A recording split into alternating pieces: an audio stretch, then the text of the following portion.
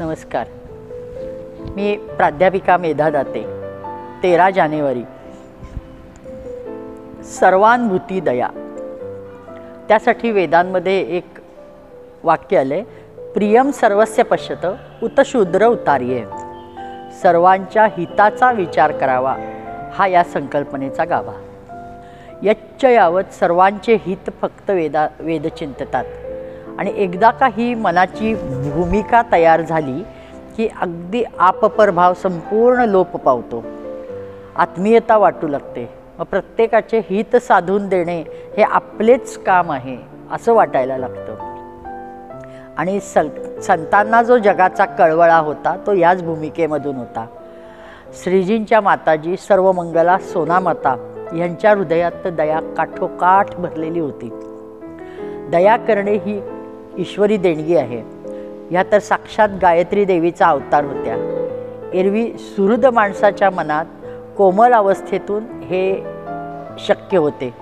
ईश्वराकडे जाण्याचे हे साधन म्हणून भगवंताने दयेचा उल्लेख केला आहे.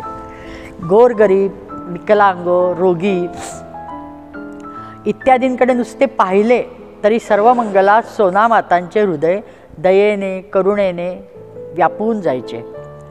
मग त्यांचाच सुपुत्र असणारे परम सद्गुरू गजानन महाराज, त्यांचेही हृदय तितकेच कोमल होते. चेहरा सदैव दयेने व्याप्त असायचा आणि दृष्टी तर दुःख निवारण करणे अशीच असायची. त्यांची नजर पडली तरीसुद्धा अनेकांना आपल्या दुःखाची मुक्ती मिळाल्याचा अनुभव सहज येत असेल. मग त्यांनाही साहजिकच समाजावर काहीतरी दया करावी, हा जो दयनीय समाज आहे त्याच्यावर कृपा करावी असे वाटले. आणि म्हणून त्यांनी वेदांचं मंथन केलं. आणि त्यातून मंथन केल्यावर त्यांच्या लक्षात आलं की सुख मिळवणं, शांती मिळवणं, आनंद उपभोगणं, समाधानात राहणं हा माणसाचा हक्क आहे, त्याच्यावर माणसाचा अधिकार आहे.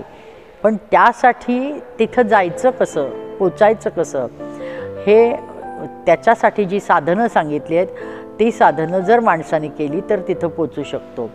कारण हे वेदातलं ज्ञान हे केवळ त्रिकाला बाधित सत्य आहे. त्यामुळं ते मिळणारच ही खात्री होती. आणि म्हणून त्यांनी पंचसाधन आणि 10 वेदांच्या आज्ञा हे सांगितलं.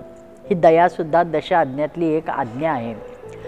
आणि हे जर त्यांनी इतकी ग्वाही दिली आहे की हे जर ह्याप्रमाणे माणूस वागला, नित्य सत्य बोलला, नित्य दया दाखवत राहिला, कोणी दयनीय व्यक्ती समोर आली, वस्तू व्यक्ती कोणी पण गोष्ट दयनीय अशी समोर आली तर त्याच्यावर दया दाखवणं म्हणजे ईश्वर काम करण्यासारखं आहे.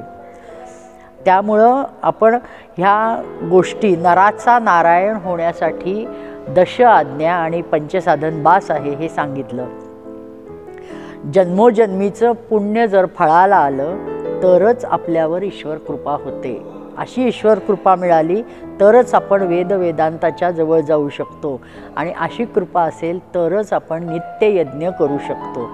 फार सोपा असलेला नित्ययज्ञ पण आपण त्याला फार अवघड करून ठेवतो. फक्त विचाराने मला जमेल का ह्या भावनेत जाऊ नका. ही वेदाज्ञा आहे, ती आपली एक कर्तव्य आहे, आपली ड्युटी आहे. अशा भावनेतून गेलं तर नक्कीच आपल्याला ते सोपं वाटेल. कर्म घडतच राहणार आहे पण अशा कर्मातून आत्मशुद्धी होते. त्याचं काय, वैदिक कर्माचा अवलंब केल्यावर आत्मशुद्धी होत आपलं कर्माचा जो काही फेरा आहे त्याचा निचरा होतो. त्यामुळं ते कर्म कर्तव्यबुद्धीनं करत राहणं म्हणजे आत्मशुद्धीसाठी युगानुयुग रुळलेली ही पाऊलवाट आहे असं सांगितलं आहे. सर्व भूतमात्रांच्याकडे स्नेहपूर्ण पाहणे, त्यांच्यावर दया दाखवणे हे फार अवघड गोष्ट.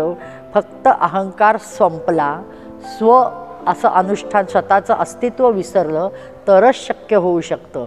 आणि हे सर्व वेदाज्ञांच्या माध्यमातून, पंचसाधन स्वीकृतीच्या माध्यमातून सहज शक्य होतं. म्हणून करायचं सोप्यात सोपं साधन प्रेमाच्या साम्राज्याचा विकास घडवून आणता येतो. वेदमार्गाचे दयेमागचे ध्येयच मुळी आपल्या अंतःकरणात असणारी प्रेमाची स्पंदनं विखुरणे, भारून टाकणे, वातावरण प्रेमस्पंदनांनी भारून टाकणे हा आहे. म्हणजे फक्त हितचिंतन करणे, दया दाखवणे म्हणजे भेकडपणा नाही.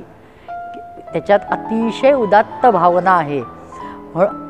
त्याची असे व्रत स्वीकारल्यावर त्याची चर्चा न करता बिकट प्रसंगीसुद्धा एखाद्यावर दया दाखवून आपण वेदाज्ञा पाळत राहायचं.